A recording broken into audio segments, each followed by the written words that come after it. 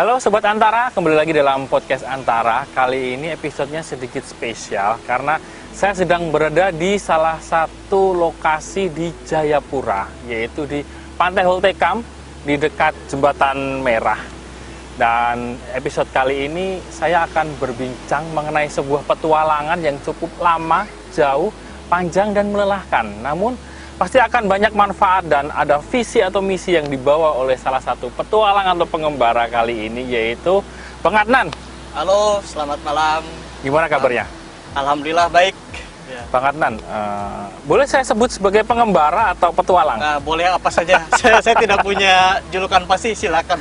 Baik, Bang Adnan nih kan kita bertemu dan berkenalan ketika itu Bang Adnan memperkenalkan sebagai salah satu petualang solo. Ya. Naik motor keliling naik Indonesia. Motor. Ya, betul. Kenapa? Kenapa? Karena senang sebenarnya. Senang motornya jalan-jalan. Atau senang petualangnya? Lebih ke senang petualangannya. Jadi memang senang jalan-jalan aja gitu. Karena dulu awalnya hanya keseringan kan saya asli Garut, Jawa Barat. Iya. Dulu sempat kuliah di Jakarta, 2014 itu keseringan hampir 2 minggu sekali pulang pergi Garut Jakarta sendirian. Nah, jadi ya dari situ mulai seneng aja jalan-jalan itu kan, datang ke tempat-tempat baru. Itulah salah satu pemicu awalnya itu. Sudah berapa lama menekuni hobi atau profesi ini? Kalau hobi mungkin dari 2014 tadi itu ya. Cuma kalau sudah jadi profesi 2019 setelah tahu 2019. Memang kita jalan-jalan kayak gini bisa menghasilkan uang juga seperti itu. Dari 2019 cuma kan ada terhalang pandemi, baru lanjut lagi 2021 kemarin. Berarti udah 2 tahun ya, berkeliling ke Indonesia? Ya, saya jalan dari tanggal 7 Agustus 2021, waktu itu start dari Jakarta, keliling dulu Sumatera, Kalimantan, Sulawesi, Maluku Utara, dan ini sudah di Papua, dan mungkin sudah 2 tahun, 1 bulan lebih lah, 25 bulan lebih sepertinya. 2 tahun itu cukup lama, itu bukan senang jalan-jalan, itu senang pergi jauh, atau diusir sebenarnya? Mungkin ke nyasar aja ya. Oke, ini menjadi sebuah hobi yang akhirnya menjadi profesi tadi kalau boleh cerita.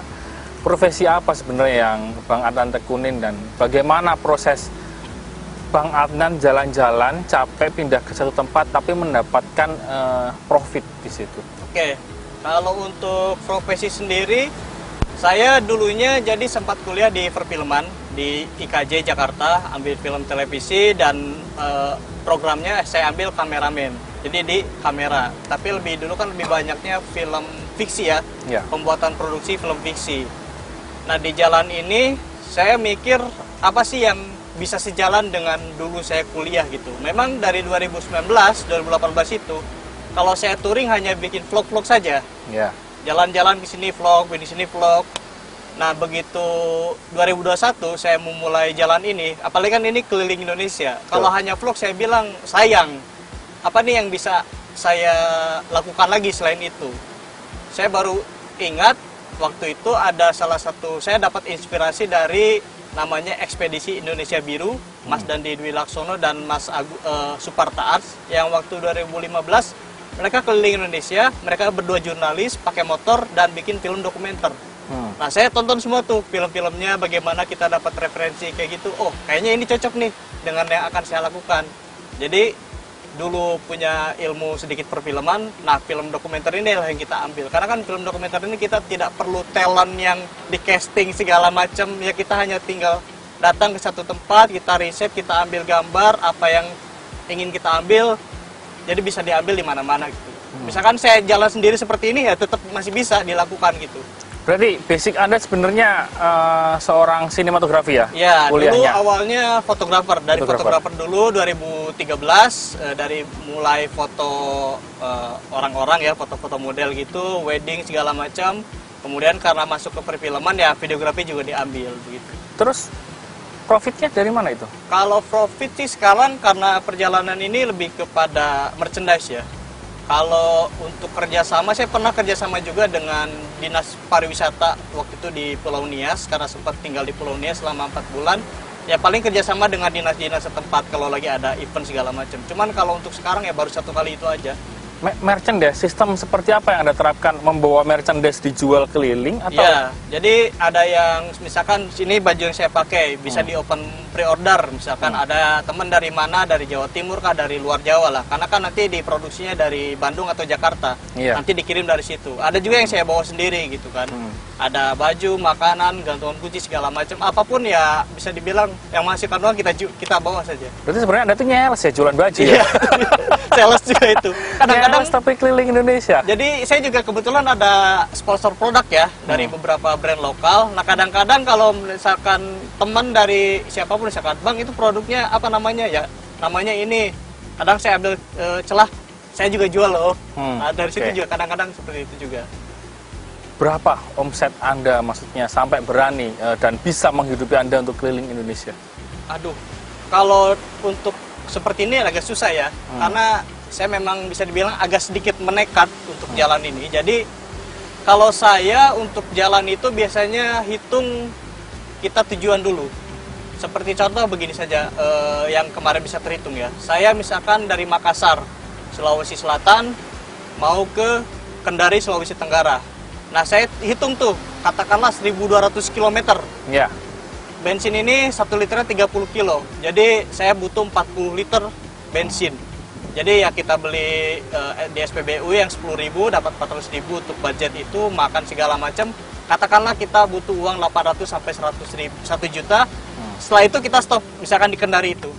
Jadi itulah kenapa perjalanan ini panjang, banyak berhentinya. Terus stop. Stop itu ya kita cari-cari, ibaratnya kan ketemu dengan teman-teman situ, ikut kopdar, kita jualan lagi dari situ dulu. Jadi kita ambil lapas dulu. Bagaimana Anda yakin bisa laku? Ada. Itulah hebatnya bisa dibilang apa ya, solidaritas dalam dunia bikers permotoran ini ya. Kita kopdar bawa merchandise, ibaratnya mereka support. Justru mereka lebih senang ketika kita datang membawa barang daripada kita datang minta-minta.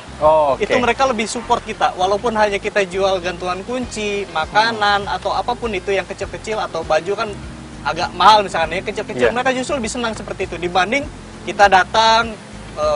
Kan ada sering beberapa ini juga yang dilihat ngamen-ngamen di SPB minta-minta di SPBU. Nah itu teman-teman motor ini lebih senang, lebih baik kalau ada yang ibaratnya kita hasilkan daripada hanya sekedar minta-minta di jalan. Dari YouTube atau film yang Anda hasilkan apakah tidak mampu?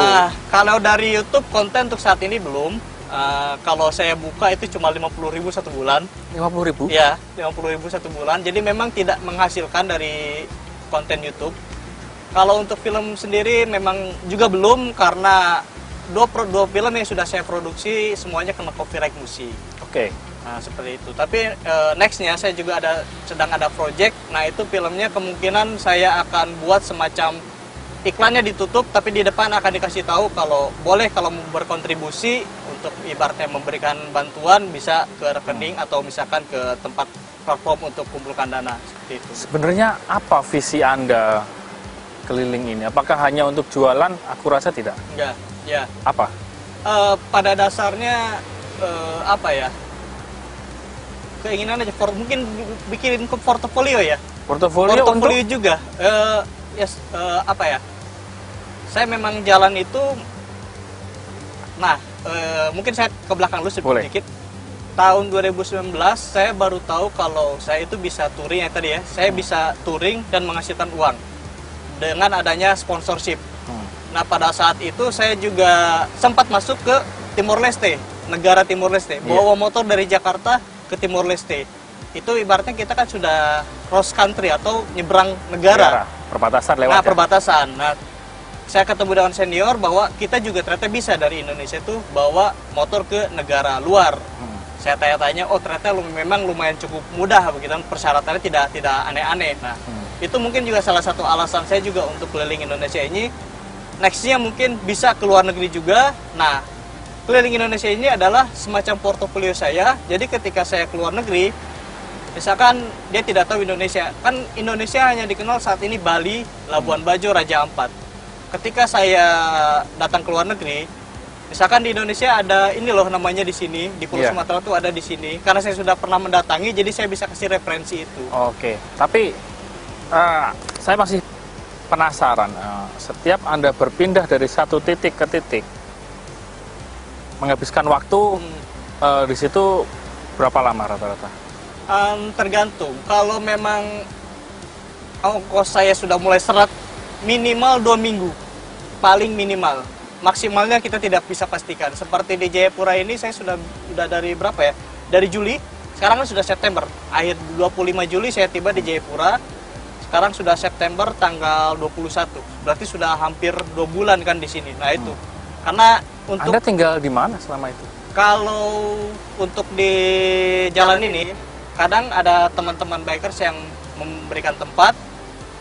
Kalau di sini saya juga kebetulan ada chef Charles Soto, mungkin di podcast sebelumnya sudah ada, nah tinggal bersama beliau. Kadang juga kalau memang kita tidak punya relasi ya kita kos. Kos, dalam arti sewa tempat? Sewa tempat, seperti itu. Karena kan memang apa namanya, ya daripada kita bingung gitu kan, lebih baik kita kos, apalagi untuk waktu lama gitu kan. Berarti sebelum Anda pergi, Anda harus memastikan ada relasi nggak di tempat tersebut? Iya. Tapi, baru Anda berani ke lokasi yang dituju. Tapi kadang-kadang tidak ada relasi pun kita tetap lanjut. Karena ya nemu aja gitu. Misalkan kan apalagi dunia teman-teman bikers ini. Misalkan saya dari Biak kemarin mau ke Jayapura. Atau dari mana mau kemana. Biasanya dari kota sebelumnya teman-teman komunitas ini sudah infokan ke kota selanjutnya. Oke. Jadi ada yang jemput, nanti ada yang kasih, ibaratnya mereka kasih tempat untuk kita tinggal. Terus kita bilang, Mas kemungkinan saya akan lama nih tinggal di kota ini. Ada yang bisa kasih tempat, atau misal kalau tidak ada, rekomendasikan kos-kosan, seperti itu. Oke. Tapi,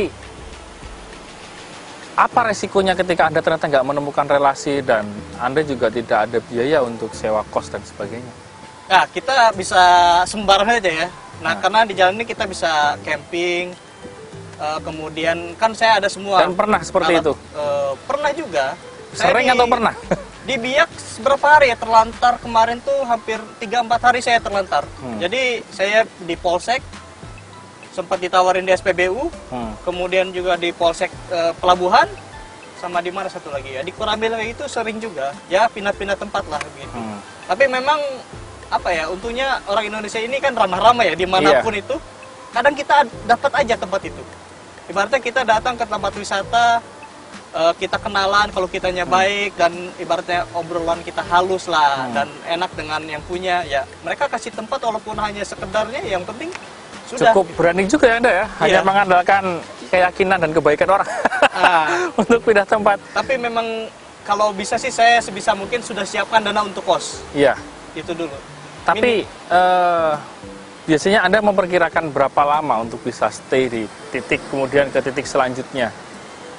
Ya itu tadi, kalau untuk berapa lamanya kita lihat dulu titik selanjutnya akan berapa jauh nih. Seperti kalau sekarang dari Jayapura ke Maroke. Setelah dari Maroke saya harus ke Kupang. Ini masalahnya biaya mahal. Pertama kita harus bawa kendaraan, dan saya dari Jayapura ke Maroke. Dari Maroke ke Kupang itu kita harus siapkan juga dana untuk menyeberang dengan kapal. Otomatis kita harus butuh dana besar. Makanya mungkin saya akan lebih lama nih, bisa 2 bulan, bisa 3 bulan. Setelah sekiranya dana aman, ya kita akan lanjut seperti itu. Kalau kemarin kan hanya ibaratnya kita 2 minggu misalkan, karena butuhnya hanya di bawah 1 juta, kita coba 2 minggu dengan ikut kopdar segala macam, ya insya Allah dapatlah 500.000, 600.000 atau 1 juta untuk dari jualan merchandise itu. Jadi kita tetap bisa lanjut. Cuma karena ini sekarang agak gimana ya, lebih mahal ke pengiriman sih. Untuk jarak kita berjalan paling cuma berapa ratus kilo, tapi menyeberang ke Wamena, ke Maroke, menyeberang ini menggunakan angkutan itu yang lebih mahal. Tapi misi Anda yang sebenarnya itu membuat film dokumenter dari perjalanan itu sendiri? Ya, memang kalau untuk pada dasarnya saya membuat karya di jalan ini pada dasarnya. Cuma apa ya, saya juga agak malas kalau kita harus mengasih tahu ke setiap orang, apalagi mengulang hal yang sama ke orang-orang baru tentang apa yang akan kita lakukan. Jadi saya ambil satu misi yang dari nama saja sudah menunjukkan bahwa oh misi ini tuh dia lagi seperti ini. Nah misinya itu adalah nama perjalanannya Ekspedisi Khatulistiwa Indonesia. Jadi pada dasarnya saya berkeliling Indonesia datang ke Tugu-Tugu Tulistiwa. Itu sudah menjelaskan hanya dari nama itu saja. Oke. Jadi saya tidak perlu banyak berkenalan, saya misi ABCD, ketemu orang baru ABCD lagi. Jadi cukup dari nama itu saja sudah terlihatlah perjalanan apa yang dilalui. Tempat paling berkesan di Indonesia selama Anda berpetualang? Tempat paling berkesan apa ya, banyak sih, soalnya kita banyak stay di tempat ini agak lama nih, jadi ceritakan saya satu yang mungkin terbesit di benak Anda pertama kali. Ini mungkin pertama ya, yang pertama kali saya alami itu di Pulau Nias. Pulau Nias. Itu saya 4 bulan tinggal di sana. 4 bulan. Dan tinggal saya di mana? Hidup di desa adat. Itu hidup di desa adat, saya bisa dibilang hampir semua atraksi budaya yang ada di desa itu sudah pernah saya lihat, dan itu sudah dibikinkan satu film. Itu film pertama saya, judulnya The Hilisimetano. Hilisimetano ini nama desa tersebut. Kebetulan saya tinggal di situ selama 3 bulan dan bikin dokumenter itu.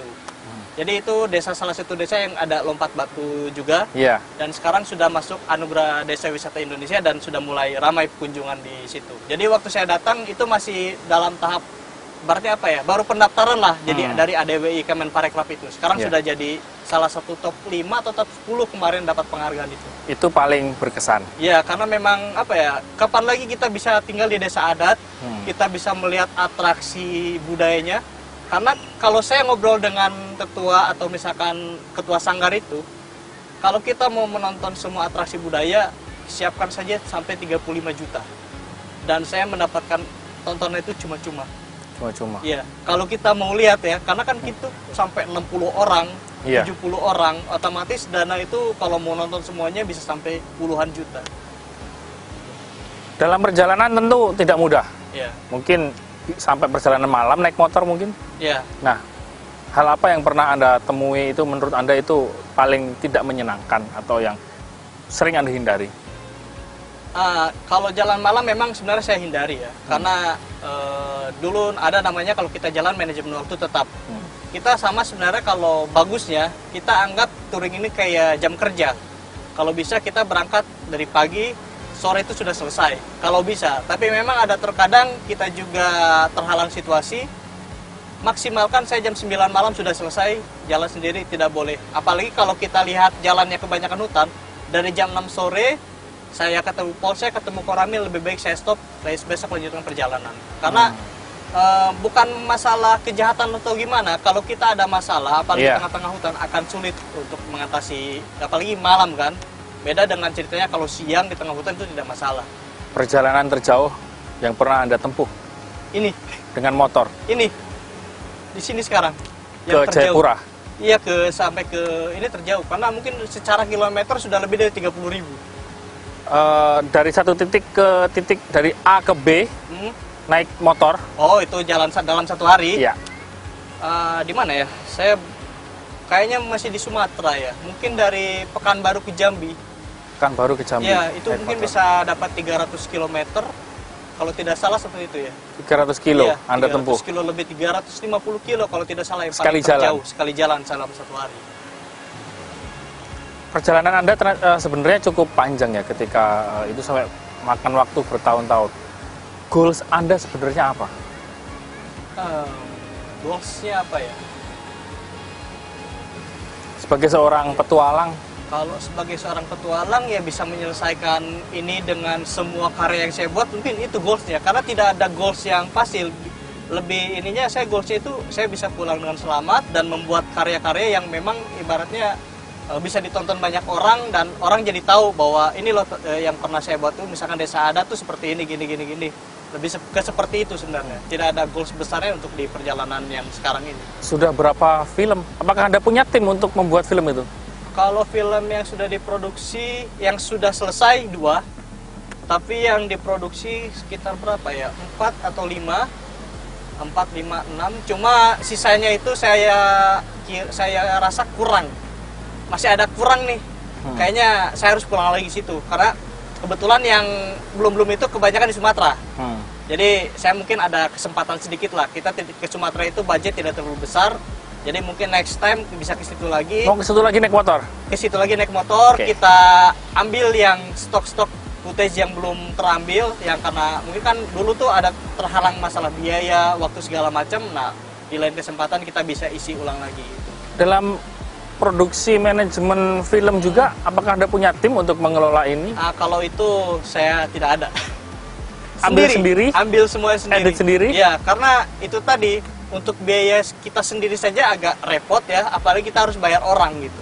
Karena kan kalau kita mau secara profesional ya, untuk ngedit saja saya sudah tahu harga untuk biaya ngedit film itu seberapa. Jadi daripada ini sudah, saya juga sambil belajar juga kan, belajar ngedit, ngambil gambar jadi sutradara segala macam, kita pelajari semuanya. Apa yang terjadi ketika ternyata film Anda itu tidak selesai atau karena suatu hal tidak bisa mengedit dengan baik?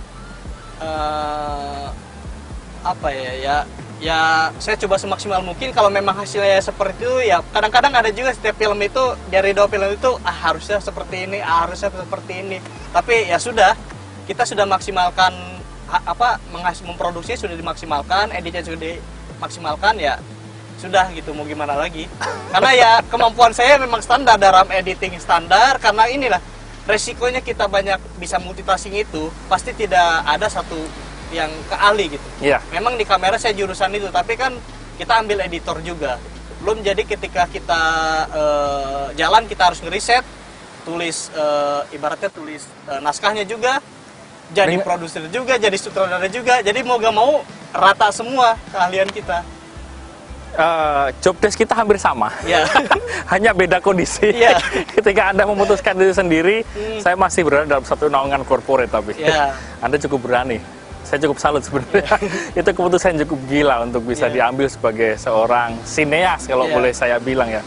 Hanya saja yang saya masih penasaran adalah kapan Anda menargetkan ini selesai dan sudah memperkirakan bahwa ini sepertinya waktunya saya harus pulang. Ya. Udah berapa kali ya saya targetkan itu dari Februari 2023. Itu pertama. Miss karena tadi di Sumatera 11 bulan. Oke, kita kedua di tanggal 17 Agustus 2023. Miss juga akibat kelamaan di Sulawesi Utara. Sekarang tadinya di akhir tahun ini saya rencana pulang. Tapi ini saja, untuk kita keluar dari Papua, biaya logistik itu mahal sekali. Kalau kita mau cepat keluar dari Papua, kita harus siap dana. Dibawa ke motor, dibawa ke pesawat yang jadi berarti, masalah ini, atau kapal. Yang jadi masalah dari kemarin ini. Tapi Anda memutuskan membawa ini. Nah itu dia, itu jadi yang tantangan itu. Misalkan contoh seperti ini, saya dari Manokwari ke Jayapura, kapal itu kita ada 4 kapal, 3 kapal tidak bisa bawa ini motor. Cuma ada 1 kapal yang bisa bawa ini motor, dan kita mau gak mau harus tunggu itu kapal, dan jadwalnya tidak jelas. Kalau hanya saya sendiri, saya hanya tinggal naik 1 kapal, kapalnya banyak jenisnya, sudah sampai. Tapi masalahnya yang bikin lama dari kemarin ini. Dan ini juga kadang-kadang biaya logistiknya lebih mahal dibanding saya sendiri. Bagaimana dengan pendapat keluarga Anda? Apakah mendukung atau? Mau tidak mau mungkin mereka juga sudah mensupport ya. Karena saya juga agak sedikit bandel. Mau tidak mau atau memang sudah bandel nih anak, emang dan nggak bisa agak sedikit dibilangin? bandel mungkin ya, karena memang ya saya juga sudah terbiasa merantau, jadi mereka juga tidak punya pilihan ketika saya bilang saya mau A, B, C, D. Apakah ya Anda ketika kekurangan biaya sering minta bantuan kadang-kadang rumah? juga. Karena beberapa kali kejadian saya benar-benar ada di titik ya kita hampir bisa tidak makan 3 hari. Cuma makan misalkan 1 minsan untuk 1 hari, satu sarden untuk 1 hari. Itu pernah saya alami juga di masa-masa kos itu. Dan keluarga Anda mensupport itu atau tahu atau ada bercerita tidak, seperti tidak apa? tahu. Saya pasti tidak akan cerita. Hal seperti itu tidak akan cerita. Keluarga Anda akan tahu setelah Anda cerita di sini. Paling saya menunggu momen. Ibaratnya gini, kalaupun itu terjadi di katakanlah di tanggal 20-an, saya tunggu sampai tanggal gajian. Kalau mau ya, kalau harus kita tunggu, harus tunggu sampai tanggal gajian. Tapi untungnya beberapa kali kejadian ada aja rezeki. Tiba-tiba ketika 3 hari tidak makan, 4 hari tidak makan, tiba-tiba teman, Mas mau order kaos dong. Oke, order kaos sudah, dilebihkan uangnya. Saya bilang, wah alhamdulillah nih, langsung berangkat ambil ke ATM, makan, selamat lah untuk beberapa hari ke depan seperti itu. Nah uang yang tadi di baju itu saya tahan dulu sampai benar-benar saya punya uang lagi untuk ibaratnya dari penjualan yang lain masuk, saya tahan dulu. Mampu bawa berapa baju Anda dengan perlengkapan baju ini? saya sih paling 2 lusin ya. Dua lusin? Banyak. Dua lusin saya itu. Terus kalau kurang? Karena itu tadi saya ada sistem PO, jadi untuk baju yang saya bawa itu untuk dijual di on the spot ke tempat yang saya datangi. Kalau yang di luar-luar pulau, misalkan ada yang di Jawa, Sumatera, itu saya open PO saja, dikirim langsung dari Jakarta. Karena ongkos kirimnya kan kalau dibandingkan dengan tempat kita itu lebih murah dari Jakarta atau dari Bandung. Siapa inspirasi Anda sebenarnya? Inspirasi siapa ya? Saya juga bingung ya kalau inspirasi. Tapi kalau untuk dokumenter yang tadi ya, Ekspedisi Indonesia Biru tadi. Bang Denny Laksono. Bang Nani dan Bang Ucok. Bang Denny Laksono, ini akibat ulah Anda. Kawan satu ini sampai merantau bahkan lupa untuk pulang 2 tahun lebih. Tapi mereka meskipun baru karya Anda, saya akui, saya menaruh apresiasi. Tapi ini ternyata memberi, entah bagaimana Bang Adnan Iya. Tapi Mas Dandi ini ya? untuk di dokumenter ya? Iya. Untuk di dokumenter referensinya. Tapi kalau untuk di sepeda motor ada beberapa nama ya, terutama senior saya satu namanya Om Stephen Langitan. Beliau sekarang sudah pensiun, tinggal di Tomohon.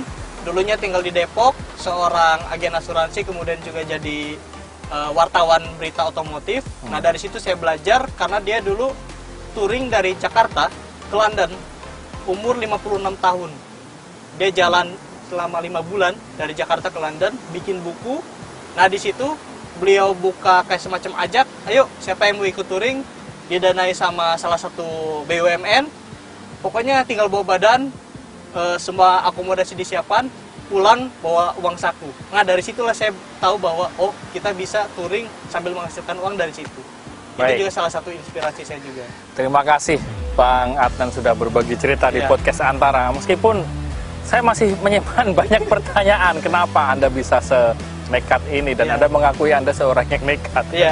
Baik Sobat Antara, demikian obrolan kita dengan salah satu petualang Indonesia, Bang Adnan, yang berupaya merekam dan melukis Indonesia melalui berbagai karya filmnya. Semoga nanti Anda bisa menonton karya terbaiknya dan sesuai ekspektasi dari masing-masing penonton. Entah ekspektasinya sebagai petualang atau sineas, tentu saja itu memberi pandangan tersendiri. Nantikan podcast Antara selanjutnya di antaranews.com, di Noise Podcast Antara, Spotify Podcast Antara, dan jangan lupa klik view-nya dan juga subscribe. Sampai jumpa di episode selanjutnya. Dadah.